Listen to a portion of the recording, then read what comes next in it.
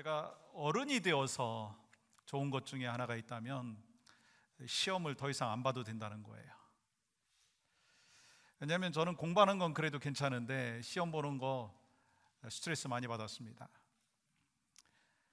누구나 시험 잘 보면요, 격려가 되고 용기가 되지만 시험을 잘 못 보면은요, 좌절하고 낙심하기가 십상입니다. 그럼에도 불구하고 우리는 시험을 봐야 되더라고요. 테스트는 항상 있더라고요. 왜 있습니까? 그 시험을 통해서 실력을 평가할 뿐만 아니라 시험을 통해서 더 나은 실력을 얻게 되어지고 업그레이드된 그 실력으로 나아가기 때문이다라고 하는 것입니다. 오늘 본문의 내용이 우리가 너무나 잘 알고 있는 오병이어의 기적의 내용입니다. 물고기 2마리와 보리떡 5개로 5천 명을 먹이셨다라고 하는 사건이죠. 이 당시에는 여자와 어린아이의 숫자를 카운트하지 않는 것을 감안을 한다면 2만 명이 넘는 사람들이 이 기적의 현장 속에서 기적을 체험했다라고 하는 것입니다. 2만 명이 넘는 사람들이 예수님을 따라다녔다라고 하는 그 자체도 참 놀라운 것이고요, 이 오병이어의 사건은요, 예수님께서 보여주신 표적들 가운데 가장 많은 사람들이 한꺼번에 참여했던 그러한, 그리고 목격했던 사건이라고 할 수가 있습니다. 근데 예수님께서 이 오병이어의 기적을 행하시는데요, 이러한 질문으로 먼저 시작을 하는 것을 볼 수가 있습니다. 어떤 질문인가 보십시오. 어디서 떡을 사서 이 사람들을 먹이겠느냐, 이런 질문을 합니다. 그러면 그 다음에 이 질문에 대한 목적이 나옵니다. 빌립을 시험하고자 하심이라. 여러분, 빌립을 어떻게 하시기를 원하셨다고요? 시험하고자. 그러면 시험 문제가 뭔가요? 어디서 떡을 사서 이 많은 사람들에게 먹일 수 있겠느냐라고 하는 질문이었습니다. 문제였습니다. 제자들이 시험 어떻게 봤어요? 그럼 결론부터 먼저 말씀드릴까요? 시험의 결과 66절 말씀 보십시오.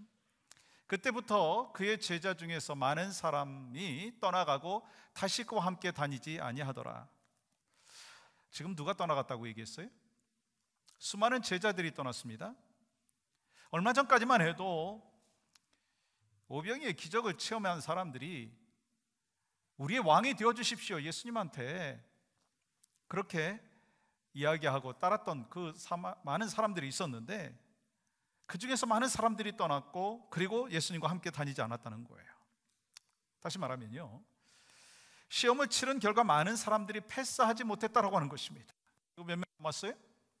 12제자만이 남았다는 거예요. 그러므로 여러분, 이 본문에서 예수님의 12제자 중에 빌립은요, 첫 번째 테스트에서 페일했어요. 패스하지 못했습니다. 그러나 결국은 패스를 한 것을 보게 됐죠. 반면에 이 가룟 유다는요, 끝까지 예수님의 테스트에 패스하지 못했습니다. 뿐만 아니라 예수님을 팔고 배신을 해버렸어요. 그렇다면 여러분, 무슨 말씀을 하고 있는가라고 하는 것을 잘 귀담아 들었으면 좋겠습니다. 참된 제자가 되기 위해서는요, 끝까지 시험을 통과해야 된다는 거예요. 참된 제자가 되기 위해서는요, 끝까지 시험에 통과해야 된다는 것입니다. 그리고 시험을 통과하지 않는 제자는요, 참된 제자로 살아갈 수 없는 것처럼 우리가 진정한 믿음의 사람이 되어지고 예수님의 제자가 되기를 원한다면요, 믿음의 파워, 믿음의 힘을 갖고 살아가기를 원한다면요, 시험에서 통과해야 된다라고 하는 것입니다. 그런데 안타깝게도 오늘날 교회에는요, 시험을 통과하지 못하고 믿음의 능력을 체험하지 못하고 믿음의 파워 없이 살아가는 사람들이 있다라고 하는 것입니다. 그래서 시험을 통과하는 믿음을 가져야 되는데 시험에 들어서 교회를 떠나는 사람들이 있다라고 하는 것입니다. 그래서 교회에서 가장 많이 듣는 이야기 중에 하나가 있다면, 저요, 시험 들었어요. 시험을 준 사람은 없는데 시험 들었어요 라고 하는 사람들이 많다는 거예요. 혹시 여러분 가운데 시험에 드신 분들이 계시다면 시험에 넘어지지 마시고 시험을 잘 통과하는 믿음의 사람 되시기를 주님의 이름으로 간절히 축복합니다. 그렇다면 어떻게 테스트를 통과할 수 있을까? 어떻게 시험을 통과할 수 있을까? 오늘 본문을 통해서 우리에게 몇 가지 인사이트를 주고 있습니다. 예수님께서 누구신지 알아야 된다는 거예요. 여러분, 학교 다니시면서 수많은 문제를 받아보셨을 거예요. 문제가 무엇이었습니까? 영어 문제도 있고, 수학 문제도 있고, 국어 문제도 있고, 여러 가지 문제들을 받아봤을 것입니다. 문제는 왜 있나요? 그렇다면 문제는 왜 있어요? 문제는 풀라고 있는 것입니다. 그리고 모든 문제는 뭐가 있어요? 정답이 있습니다. 만약에 정답이 없다면 그 문제 잘못 만들어낸 문제라고 할 수가 있습니다. 그러므로 모든 문제에 정답이 있는 것처럼 오늘 예수님께서도 내신 그 시험의 문제에 답이 있었다고 하는 것입니다. 그러면 예수님께서 내신 시험 문제가 뭐라고 했죠?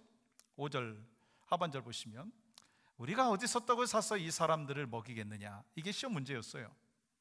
그러면 정답이 뭘까요? 앤서가 뭐죠? 정답은요, 예수님께서 먹이십니다. 예수님께서 모든 사람들에게 먹이실 수 있습니다. 이게 정답이잖아요. 사실 예수님께서는요, 제자들에게 정답을 이미 보여주셨어요. 요한복음 6장 이전에 있었던 사건들을 우리는 잘 기억하실 것입니다. 가나의 혼인잔치에서 물을 포도주로 바꿔주시는 표적을 통해서 예수님이 하나님이시다라고 하는 사실을 가르쳐 주셨습니다. 또한 이 왕의 신하의 아들을 고쳐주심으로 인하여서 예수님의 기적을 보여주셨습니다. 거기서 끝난 것이 아니라 38년 된 그 병자를 고쳐주심으로 인하여서 예수님께서 하나님이시다라고 하는 것을 보여주셨습니다. 근데 지금 요한복음 6장의 말씀은요, 그 전에 모든 사건들이 있은 후라고 하는 것입니다. 다시 말하면 이 제자들은요, 다른 사람들의 기적을 볼 때는 아멘, 할렐루야 하면서 오, 기적을 베풀어 주셨군요, 그런 것으로 반응을 했지만 정작 자신의 문제 앞에서는 예수님을 하나님으로 믿지 못하고 있었다라고 하는 것입니다. 여러분, 예수님께서 행하신 기적을 뭐라고 얘기했죠? 표적, 사인이라고 얘기했습니다. 예수님께서 하나님이시라고 하는 사인을 보여주셨습니다. 근데 제자들이 깨닫지 못한 거예요. 그리고 예수님께서 하나님이시라고 하는 그 사실을 또 잊어버린 것입니다. 그래서 예수님께서 모든 사람을 먹이실 수 있습니다 라고 하는 정답을 말했어야 되는데 엉뚱한 대답을 하죠. 어떤 대답을 합니까? 여러분 7절 보세요. 200데나리온의 떡으로는 부족합니다 라고 누가 대답했어요? 빌립이. 그러면 이게 정답입니까? 오답입니까? 잘못된 대답이에요. 그러면 다른 제자들은 어떻게 대답했는지 여러분 말씀을 통해서 한번 확인해 볼까요? 이 8절과 9절의 말씀해 보시면 시몬 베드로의 형제 안드레가 예수님 앞에 뭐라고 합니까? 여기 한 아이가 있어서 보리떡 5개와 물고기 2마리를 가지고 있는데 이것을 통해서 많은 사람들에게 제대로 먹일 수 있습니까? 먹일 수 없다라고 하는 얘기를 한 것입니다. 여러분, 왜 제자들이 시험 문제를 풀지 못했을까요? 이 제자들이 문제를 못 푼 것은요, 답이 없기 때문이 아니라 답을 알지 못했기 때문이다라고 하는 것입니다. 예수님께서 얼마 전에 분명히 행하신 표적을 통해서 예수님께서 하나님이시다, 전능하신 하나님이시다, 불가능한 것이 없는 하나님이시다라고 하는 것을 말씀해 주셨습니다. 그런데 사실 아직도 알지 못하고 믿지 못하고 있는 사람들, 그래서 답을 풀지 못하고 있는 사람들이 있었다는 것입니다. 히브리서 1장 8절 말씀 보시면 아들에 관하여는 하나님이여 라고 기록해 있어요. 여러분, 아들 예수님이 누구라고 말씀하고 있다고요? 하나님이시라는 거예요. 성경은 예수님은 하나님이시다라고 하는 사실을 분명히 말씀드렸습니다. 근데 사실은 이 제자들은요, 예수님께서 하나님이라고 하는 그 사실을 잊고 있었다라고 하는 것을 볼 수가 있습니다. 그래서 첫 번째 이 빌립에게 다가온 테스트는 페일이었어요. 안 됩니다, 불가능합니다. 그리고 얼마나 계산이 빠른지요, 당장 뭐라고 대답합니까? 200데나리온이 필요합니다. 근데요, 이 빌립이요, 스마트해서 계산을 빨리 해서 정확해 보이지만 결정적으로 부족한 것이 있었다고 하는 것입니다. 그것은 예수님을 따랐던 빌립이요, 문제가 생겼을 때 계산을 할 때 반드시 예수님을 계산에 넣었어야 하는데 예수님을 계산에서 빼버린다라고 하는 것입니다. 다시 말해서 예수님께서 하나님이라고 하는 그 사실을 잊고 있었다라고 하는 것입니다.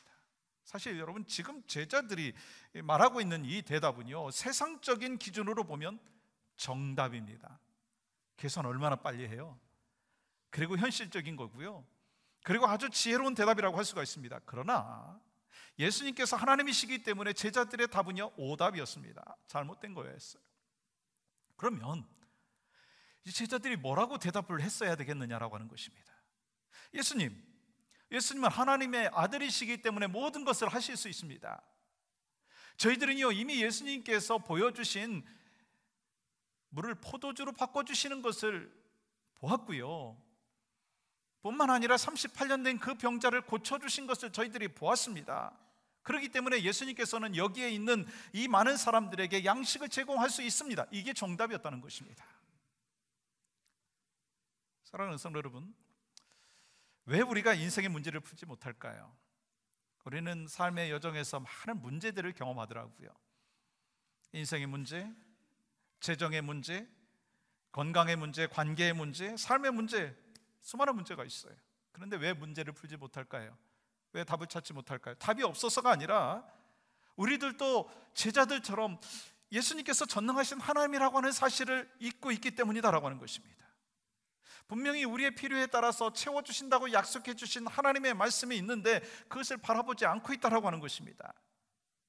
예수님께서 모든 문제를 해결해 주실 수 있는 하나님이라고 하는 사실을 잊고 있을 때 문제가 생기면은요, 주님께 아뢰기보다는 스스로 막 해결하려고 합니다. 자기네 생각으로, 자기의 이성적인 계산기로 계속 두드려대면서 앤서 이거군요 라고 대답한다는 거예요.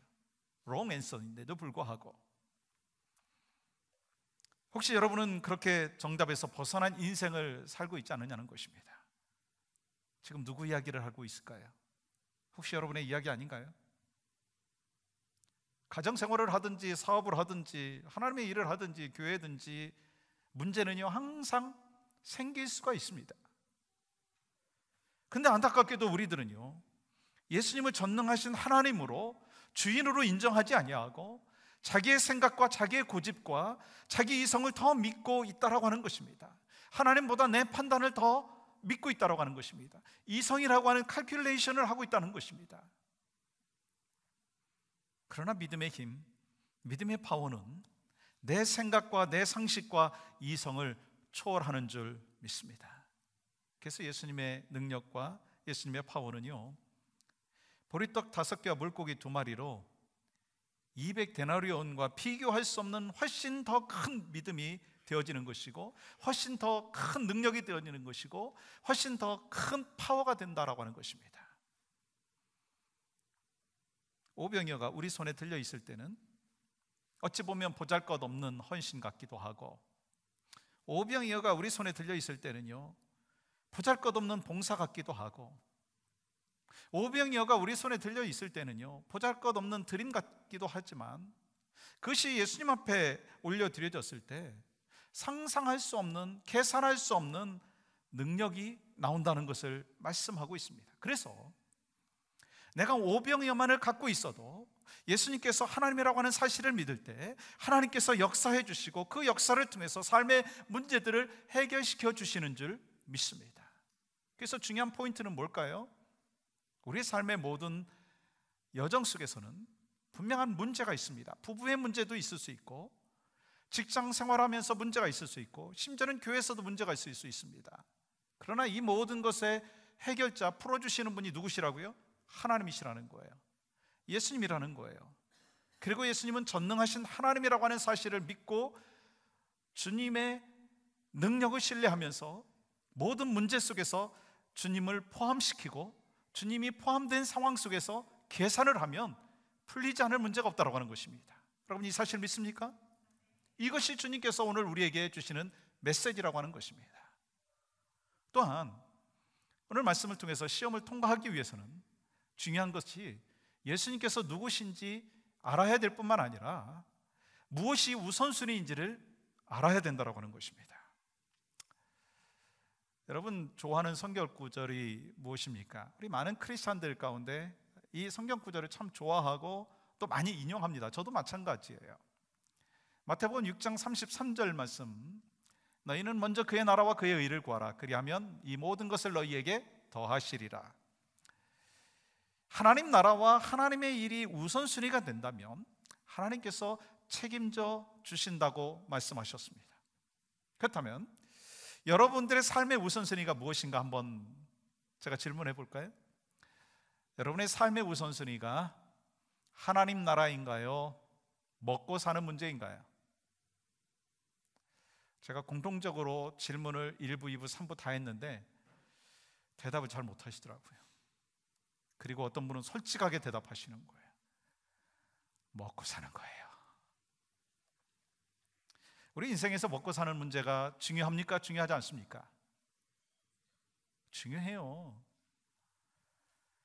그리고 먹고 사는 문제 때문에 때로 머리를 숙여야 될 때도 있고, 먹고 사는 문제 때문에 비참해지기도 하고요, 먹고 사는 문제 때문에 아둥바둥하기도 하더라고요.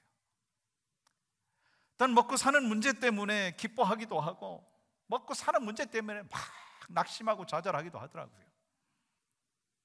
근데 예수님께서 먹고 사는 것보다 더 중요한 것이 있다고 말씀을 해주셨어요. 그건 영적인 문제라고 말씀하십니다. 왜 우리가 살아가면서 수많은 시험을 만나게 되는데, 그 시험을 통과하기 위해서는요, 영적으로 무장을 해야 되기 때문에 영적인 문제가 참 중요하고, 영적인 그 필요를 채워야 그 모든 삶의 문제들이 해결되기 때문이다라고 하는 것입니다. 그렇다면 여러분, 왜 예수님의 제자들은 예수님의 기적을 통해서 예수님이 하나님이다라고 하는 사실을 보여주셨는데도 왜 예수님이 하나님이심을 제대로 깨닫지 못하고 알지 못하고 살아갔느냐는 거예요. 그 이유가 뭘까요? 26절 보세요. 너희가 나를 찾는 것은 표적을 본 까닭이 아니요 떡을 먹고 배부른 까닭이다. 예수님께서는 무리들이 예수님을 찾아온 이유가 떡을 먹고 배부르기 때문이다라고 정확하게 지적하고 계신 것을 보게 됩니다. 어찌 보면 그들은 예수님을 막 잘 따랐던 사람들 같아 보였습니다. 막 무리들이 막 따라다니는 거예요. 근데 결국 그들이 예수님을 따라다녔던 이유 중에 하나는요, 먹고 사는 문제를 주님이 해결해 주시기 때문인 거예요. 그리고 자기들에게 이익이 있기 때문에 그렇게 따라다녔다는 것입니다. 사실 제가 좀 전에 말씀드린 대로 먹고 사는 문제는요, 살면서 아주 필수적인 거기 때문에 무시할 수 없습니다. 저도 그거 인정해요. 그렇잖아요. 경제 시스템 속에서 살아가는 여러분과 저에게 물질이 없으면, 먹고 사는 문제가 해결되지 않으면 다른 거 다 사실은 힘들어집니다. 그러나 예수님께서는 먹고 사는 문제보다 더 중요하고 급한 문제가 있다고 분명히 말씀하고 있어요. 그게 뭐냐는 거예요. 27절 말씀 보세요. 썩을 양식을 위하여 일하지 말고 영생하도록 있는 양식을 위하여 하라. 왜 우리는 영생하도록 하는 양식을 위해서 일해야 되느냐라고 하는 것입니다. 먼저 우선순위가 영의 양식이다라고 하는 것을 말씀해 주셨는데 왜 그러느냐라고 하는 것입니다. 이유는요, 썩을 양식을 위해서 일하는 사람과 영생하게 하는 양식을 위해서 일하는 사람의 결과가 완전히 다르다라고 하는 것입니다. 그렇다면 여러분, 썩을 양식을 위해서 일하는 사람의 모습이 어떤 모습인 줄 아십니까? 여러분 15절에 이런 말씀이 있습니다. 예수님께서 오병이의 기적을 행하셨을 때 무리들은요, 예수님을 왕으로 세우려고 했어요. 그 이유가 뭘까요? 예수님을 왕으로 세우면 자기들은 예수님 따라다녔으니까 한 자리를 할 수 있다라고 하는 그 기대 때문이었습니다. 반면에 예수님께서는 어떤 길을 걸어가셨습니까? 영생하게 하는 양식을 위해서, 십자가를 지시기 위해서 자신의 길을 묵묵히 걸어가셨습니다. 여러분, 세상에서 성공하고 좀 더 돈을 벌고 자식들이 잘 되기 위해서 주님을 따르고 계신 분이 혹시 계시다면 그런 분들은요, 교회를 통해서 뭔가 자신에게 유익을 얻으려고 하는 그런 모습일 것입니다. 다시 말하면 썩을 양식을 위해서 일하는 것은요, 내 이익을 위해서 예수님을 이용한 것일 수도 있다라고 하는 것을 말씀하는 것입니다. 여러분, 그들은요, 예수님을 따르는 단 한 가지 이유가 있었습니다. 예수님께서 떡을 주셨기 때문인 것입니다. 그들은 오직 떡에만 관심이 있었습니다. 그러니까 더 이상 떡을 주신다고 얘기하지 아니하시고 자기들이 기대했던 떡을 이야기한 것이 아니라 영적인 떡을, 생명의 떡을 주신다고 말씀을 하시니까 이제 예수님 곁에서 멀어졌다라고 하는 거예요. 그러나 영생하도록 하는 양식인 예수 그리스도를 위해서 십자가의 사역을 한다면 이 사역의 열매는요, 다른 사람들의 영혼을 살리는, 다른 사람들의 생명을 살리는 역사가 있게 될 줄 믿습니다. 그래서 우리가 영생하도록 하는 양식을 위해서 살아간다면 복음의 영향력을 끼칠 수 있을 뿐만 아니라 영혼을 살리는 삶을 여러분과 제가 살아갈 수가 있다는 거예요. 제가 한 가지 질문할까요? 여러분, 왜 교회 나오셨어요? 나를 구원하신 하나님의 은혜에 대하여 감사하고 하나님께서 나에게 맡겨주신 사명을 감당할 때 하나님께서 기뻐하시기 때문인가요? 아니면 교회 나오면 나에게 어떤 필요를 좀 채워주기 때문에 나오셨습니까? 물론 제가 후자가 전혀 없어야 된다라고 하는 것은 아닙니다. 그러나 먼저 우선순위가 뭐냐라고 하는 것을 여러분들은 생각해 봐야 된다라고 하는 것입니다. 이에 대해서 이 영국의 신학자요, 작가요, 선교사였던 레슬리 뉴비긴 목사님께서 요한복음 강해라고 하는 그 책에서 이런 이야기를 했어요. 만일 당신이 표적을 보는데 실패하고 단지 가시적인 효과만을 보게 된다면 당신의 삶은 일시적인 만족을 추구하는 끝없는 헛수고를 하게 될 것이다. 여러분이 예수님께서 표적을 통해서 하나님이라고 하는 사실을 말씀하셨는데 그것을 보는데 실패하고 단지 눈앞에 있는 것만을 바라보고 떡을 먹고 배부른 것만을 바라보게 된다면 끝없는 헛수고에 빠지게 될 것이다 라고 하는 것을 말씀하고 있는 것입니다. 저는 요한복음 6장의 말씀을 묵상하면서 내가 교회이고 우리가 교회인데 어떤 교회가 되어야 되는가, 그런 생각을 한번 해보았습니다. 수많은 군중들이 예수님을 따랐다고 말씀드렸죠. 근데 그들 중에는요, 썩을 양식을 위해서 단지 떡을 먹고 배부르기 위해서 모여든 사람들이 많았습니다. 오늘날로 말하면 자기의 유익만을 위해서 그냥 교회를 다니는 사람들이 있었다고 하는 것입니다. 예수님께서는 그들에게 시험 문제를 내셨고 결국 수많은 사람들은 시험에 통과하지 못했어요. 패스하지 못했어요. 그리고 그 중에 12제자만이 남았습니다. 그 중에 한 사람은 배신하고 또 떠났어요. 그래서 예수님께서는 수많은 사람들이 떠나갈 때 한 가지 질문을 합니다. 67절 뭐라고 말씀하고 있어요? 너희도 가려느냐? 너희도 가려느냐? 그때 베드로는 뭐라고 대답합니까? 68절의 이 말씀을 보십시오. 우리가 누구에게로 가오리까? 무슨 말씀이에요? 나는 주님을 따르겠습니다. 끝까지 따르겠습니다. 수많은 인생의 시험이 있고 하나님이 나를 테스트한다 할지라도 저는 주님만을 따르겠습니다. 이 고백이 베드로의 고백만이 아니라 바로 여러분과 저의 고백이 되기를 주님의 이름으로 간절히 축복합니다. 이 아프리카에 임팔라라고 하는 동물이 있습니다. 그냥 제자리에서 점프업을 해도요 3m를 점프할 수 있습니다. 그리고 움직이다가 뛰게 된다 할지라도요 이 9m까지 점프할 수 있는 그러한 능력이 있는 동물입니다. 근데 동물원에 이 임팔라를 가두어 놓을 수 있는 것은요 불과 1.2m의 펜스로 가두어 줄 수 있다는 거예요. 그 이유는 1.2m의 울타리에 임팔라의 시야가 가려져서 울타리 밖을 볼 수 없어서 울타리를 넘을 시도조차 하지 않기 때문이다라고 하는 것입니다. 울타리의 시야와 능력이 울타리에 갇혀 있는 경우에는요 1.2m의 담을 넘을 수 없는 것이다라고 하는 것입니다. 그런 면에서 이 임팔라와 우리가 많이 닮아 있지 않느냐라고 하는 것입니다. 믿음의 점프업을 우리가 해야 되는데 자신의 처지와 자신의 환경과 능력을 가지고 판단하고 결정한다는 거예요. 나는 나이가, 나는 건강이, 나는 시간이, 나는 능력이 이래서 저래서 안 된다, 소용없다, 할 수 없다. 그래서 불과 1.2m 밖에 되지 않는 문제를 나는 그냥 기브업 해버린다는 거예요.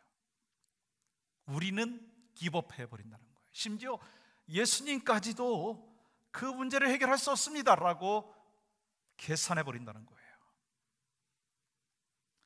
우리는 전능하신 하나님께서 함께 하심으로 인하여 믿음으로 문제를 해결할 수 있는 능력이 있음에도 불구하고 이성과 경험과 세상의 기준에 길들여져 있기 때문에 내가 계속해서 계산하는 인생을 산다는 거예요. 그러면서 내 계산에 맞지 아니하면 금방 포기해버린다는 거예요. 여러분, 그것이 하나님의 뜻일까요? 하나님의 방법일까요? 우리는 믿음의 눈으로 봐야 합니다. 내가 아침에 일어나서 하루 종일 숨쉬고 살아가는 그 모습을 한번 생각해 보세요. 누가 이 모든 것을 가능하게 했습니까? 여러분의 능력인가요? 여러분의 힘인가요? 아니더라고요.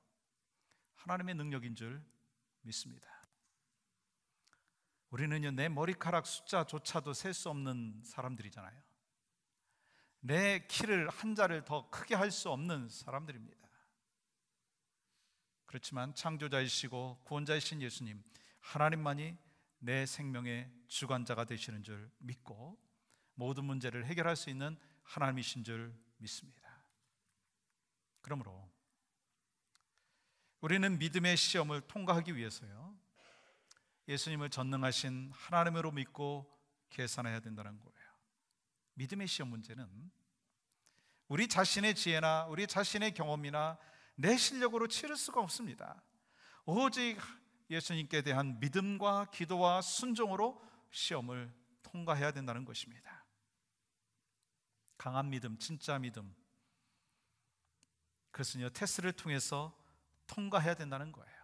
어떤 어려운 가운데에도 예수님을 의지하고 담대하게 나기를 바랍니다. 그리고 살아가는 데 있어서 육의 양식 필요하지만 그보다 먼저 생명의 양식을 하나님 안에서 내가 채울 때 육의 양식까지도 채워주심의 은혜를 여러분과 제가 경험하기를 간절히 소망합니다. 우리 모두 하나님께서 주시는 믿음의 테스트에 패스해서 정금 같은 믿음의 삶을 하나님 앞에 올려드리는 여러분과 제가 되기를 주님의 이름으로 간절히 축복합니다.